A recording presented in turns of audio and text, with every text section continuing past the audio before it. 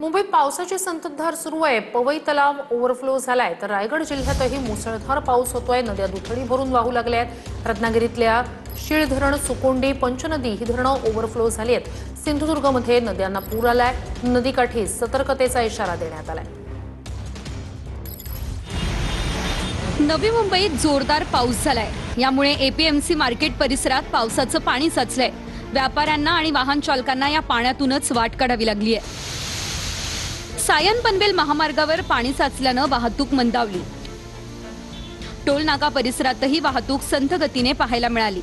नवी मुंबईमधल्या जुईनगरमध्येही रस्त्यावर पाणी साचलं, त्यामुळे वाहन चालकांची तारांबळ उडाली। मुसळधार पावसामुळे बदलापूर कटाई या रस्त्यावर पाणी साचलं। यामुळे वाहतूक काही काळासाठी बंद करावी लागली। नेवाळी नाका परिसरातल्या रस्त्यावरही पावसाचं पाणी साचलंय। कल्याणच्या उंबर्डे गावामध्ये माध्यमिक शाळेत पावसाचं पाणी शिरलं। 8वी, 9वी आणि 10वीच्या वर्गात पाणी शिरलं, त्यामुळे शाळेनं सुट्टी जाहीर केली। या शाळेच्या पाठीमागे असलेल्या नाल्याचं पाणी शाळेत शिरलंय। नालासोपाराच्या तुळींज रस्त्याला नदीचं स्वरूप प्राप्त झालंय। नालासोपारा पूर्व, तुळींज, आचोळा, सेंट्रल पार्क या परिसरातले रस्ते पाण्याखाली गेले।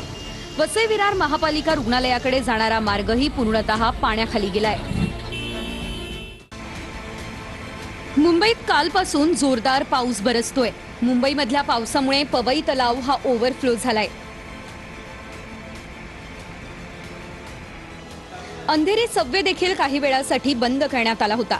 पावसाचं पाणी काही ठिकाणी साचल्यानं वाहतूक सुद्धा मंदावली होती। रायगड जिल्ह्यातही जोरदार पाऊस कोसळलाय। कुंडलिका नदी इशारा पातळीच्या उंबरठ्यावर पोहोचली आहे। माणगावमधल्या काळ, कळंबी आणि सावित्री नदीच्या पाणी पातळीत वाढ झाली आहे। सतत कोसळणाऱ्या पावसामुळे नदीकाठच्या गावांना सतर्कतेचा इशारा देण्यात आलाय।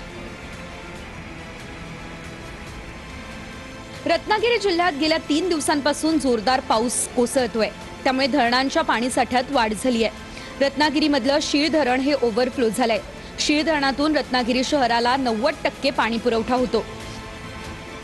रत्नागिरी जिल्ह्यातील इतर धरणांच्या पाणीसाठ्यातही चांगली वाढ झाली आहे। दापोलीमधील सुकोंडी, पंचनदी ही धरणं देखील 100% भरली आहे। सिंधुदुर्गमध्ये देखील मुसळधार पावसामुळे नद्यांना पूर आलाय। यामुळे नदीकाठच्या गावांना सतर्कतेचा इशारा देण्यात आलाय।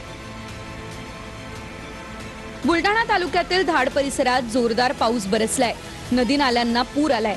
पाणी साचून राहिलंय, त्यामुळे शेतीचंही मोठं नुकसान झालंय।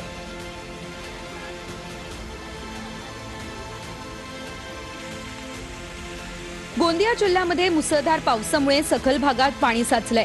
मुसळधार पावसामुळे ग्रामीण भागातील रस्त्यांना नाल्यांचं स्वरूप प्राप्त झालं होतं।